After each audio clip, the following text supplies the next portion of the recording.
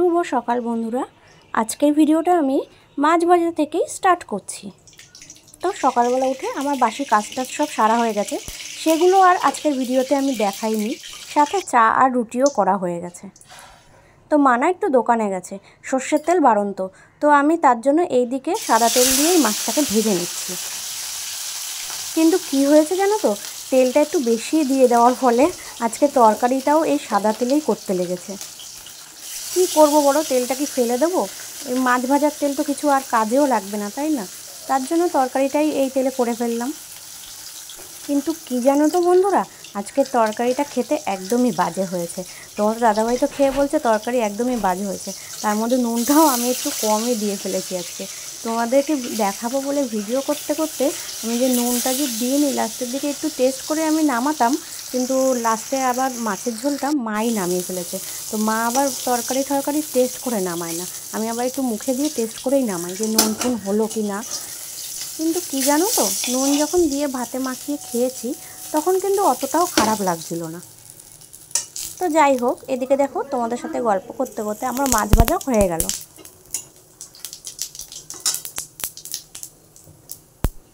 এদিকে দেখো আমি একটু জিরা ফোড়ন দিয়ে নিলাম। আমি আবার মাছ টাছ করলে না একটু জিরা ফোড়ন দিয়ে নিই, আমার বেশ ভালো লাগে। মাছ মাংস সব কিছুতে আমি একটু জিরাটা ফোড়ন দিয়ে নিই। তো তোমরা কে কীভাবে করো আমাকে একটু কমেন্টে জানিও। আমার মতন কি কেউ জিরা ফোড়ন দাও, সেটাও আমাকে জানিও।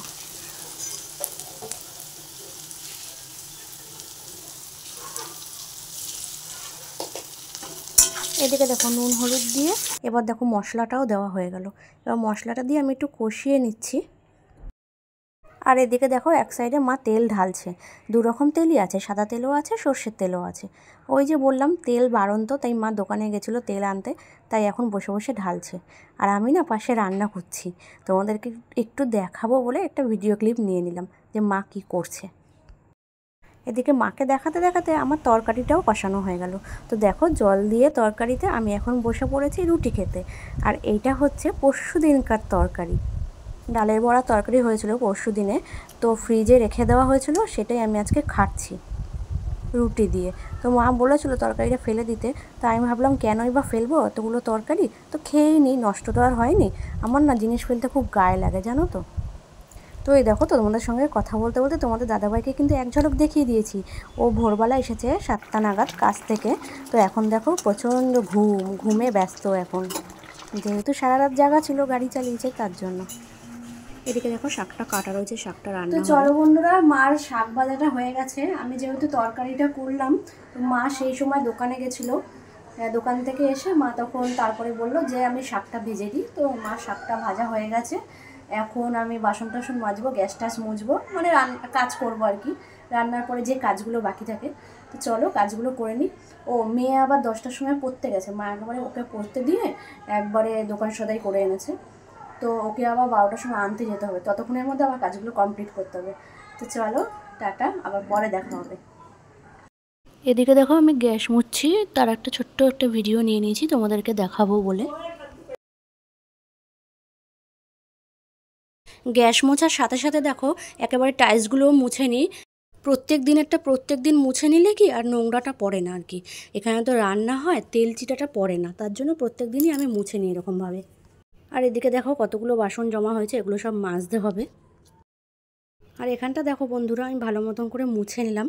এর উপরে একটা টুল রেখে তারপরে আমাদের একটা বাসনের ঝুড়ি আছে, ওই ঝুড়িটার মধ্যে বাসনগুলো উপর করে দিই। তো এদিকে দেখো ঘরের কাজ প্রায় কমপ্লিট। এখন দেখো বাইরে গেছি জল ভরতে, বোতলগুলোকে ভালোভাবে ধুয়ে নিলাম, ঘর থেকে জল ভরে নেব। আর যে দেখো একটা বোতলের ঢাকনা নেই, এটা আমি আর কি ভরে রেখে দিই, সেটাকে আমি হাত ধোয়ার কাজে লাগাই। এই বালতির জলটা হচ্ছে রান্নাঘরে কাজে লাগে, তাই জন্য দেখো বালতি করে তুলে রাখছি। এখন দেখো বন্ধুরা যেই বোতলগুলো ধুয়ে রাখলাম সেই বোতলগুলোতে খাওয়ার জল ভরে নিচ্ছি।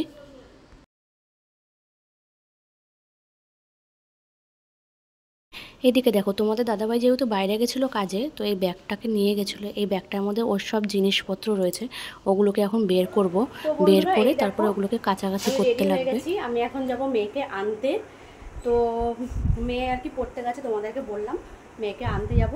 আর আজকে দেখো একটা জিনিস দেখাই, আজকে না ওপরে শোয়া হয়নি, আজকে বিছানার অবস্থা দেখো।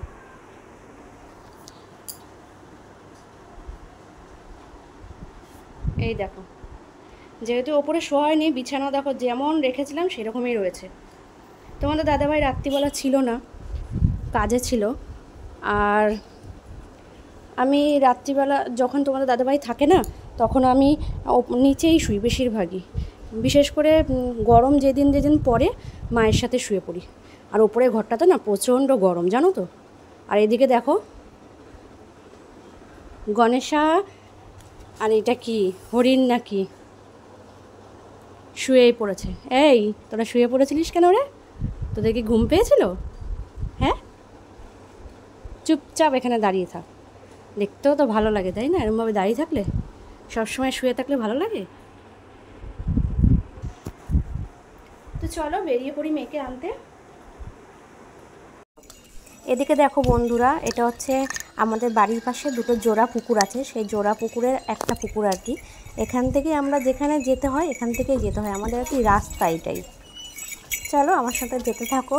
পুকুরের মাঝখান দিয়ে রাস্তা রয়েছে, জোড়া পুকুরের দুটো মাঝখান দিয়ে রাস্তা রয়েছে, সেটাও তোমাদেরকে দেখাবো আমি। ওই দেখো দেখা যাচ্ছে মাঝখান দিয়ে রাস্তাটা।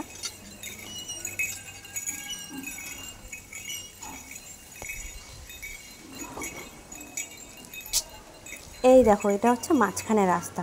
ওই পাশে একটা মন্দির আছে, বজরংবলী মন্দির আর শিব ঠাকুরের মন্দির, দুটো একসাথে তো থাকে, তো দুটো একসাথেই রয়েছে। ওটা হচ্ছে মাঝখানে রাস্তাটা চলে গেল। আর এটা হচ্ছে আর একটা পুকুর দেখো পাশে। আর এইটা আর ওই যে আগে যেই পুকুরটা দেখালাম, এই দুটো পুকুর হচ্ছে জোড়া জোড়া ছিল, মাঝখান দিয়ে রাস্তা বের করেছে। আসতে তো তোমাদের সঙ্গে গল্প করতে করতে মেয়ের আন্টি বাড়িতে পৌঁছে গেছি। ওই দেখো মেয়ে বেরাচ্ছে এখন।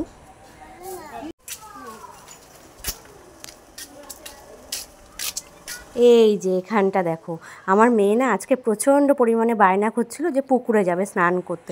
যেই পুকুরটা তোমাদের ফার্স্টে দেখালাম ওই পুকুরটা, এটা ওই পুকুরটা হচ্ছে আমাদের বাড়ির সামনে পুকুর। ওই পুকুরটাতে দেখো মেয়ে গেছে স্নান করতে। ও সাঁতার পারে না, ঠাম্মাকে টেনে টুনে নিয়ে গেছে, বায়না করছিল যে যাবে যাবে, তো ঠাম্মাকে টেনে টুনে নিয়ে গেছে। মা যাবে না জানো তো, তাও টেনে নিয়ে গেছে। সবাইকে দেখেছে স্নান করতে, এবার ও যাবে স্নান করবে। দেখো কি করছে। আর জানো তো বন্ধুরা, আমিও সাঁতার পারি না। তোমরা কি সবাই সাঁতার পারো? আমাকে একটু জানিও কমেন্ট করে। এখন দেখো দুপুর বাজে 1:30। এখন তোমাদের দাদাভাই ঘুম ভাঙলো, এই যে এখন আমাকে বললো একটু চা করে দাও। এখন হচ্ছে চা খাবে। ও চা ছাড়া থাকতে পারে না, যেহেতু আজকে সারাদিন চা খায়নি, এবার ওর চা এখন দরকার।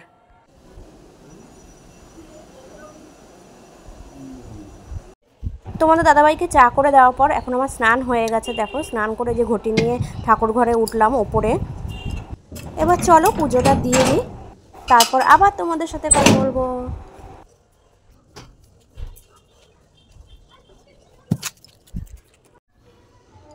আজকে দেখো এই নয়নতারা গাছটায় ফুল ফুটেছে। এই গাছটা জানো তো আমরা কেউ লাগাইও নি কিছু না, দেখতেই তো পেলে একটা বালতির মধ্যে গাছ লাগানো রয়েছে, ওই বালতির নিচ দিয়ে এই গাছটা উঠেছে। তো কী সুন্দর ফুলও দিচ্ছে, প্রায় এই নিয়ে 2 দিন ফুল দিল, সাদা ফুল হয়েছে। তো যাই হোক, সাদা ফুলটা কাজে লেগে যায়, তাই জন্য তুলে নিই আর কি। এদিকে দেখো অল্প কটা নয়নতারা ফুল ফুটেছে, এগুলোও তুলে নিলাম। তো বন্ধুরা এখন দেখো আমার পুজোটা কমপ্লিট। পুজোটা রোজ রোজ দেখালাম না, পুজোটা আর কী দেখাবো রোজ রোজ, কালকে যেহেতু দেখিয়েছিলাম আজকে আর তাই জন্য দেখালাম না। এবার দেখো পুজো দিয়ে আমি জামা প্যান্ট যেগুলো কাছাকাছি হয়েছিল তোমাদের দাদা ভাইয়ের আর আমার, সব মেয়ের আছে সঙ্গে, তো সবগুলো আমি মেলে দিচ্ছি, মায়েরও আছে সাথে। এদিকে আমার মেয়েকে দেখো, কালু না নিচে একটু জল পড়েছিল, সেটাকে চেটে চেটে খাচ্ছিল। তো আমার মেয়ে বললো মা একটু জল দিও, হয়তো জল তেষ্টা পেয়েছে, তাই জন্য দেখো জল দিচ্ছে।